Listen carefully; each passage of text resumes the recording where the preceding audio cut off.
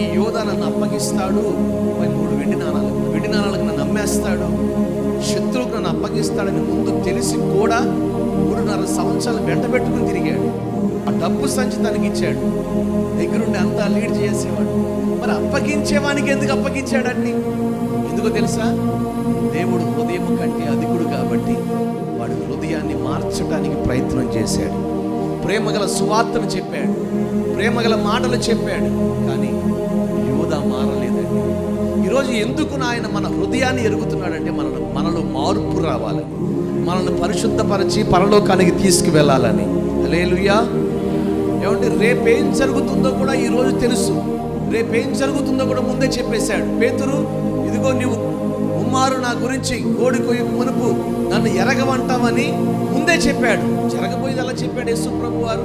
అంటే పేతురు గురించి ప్రభువుకు తెలుసు, నీ గురించి నా గురించి ఆయనకి తెలియదా? ఏం మాట్లాడరు? అవకాశం ఇస్తున్నాడు. మన హృదయము కంటే ప్రభు అధికుడు. ఈరోజు మన హృదయంలో ఏదైతే మనకి దోషారోపణ ఉందో వాటన్నిటినీ ప్రభు మార్చి మనల్ని పరిశుద్ధపరచునుగాక, మనల్ని పవిత్రపరచునుగాక, పరలోకముకై మనల్ని సిద్ధపరచునుగాక.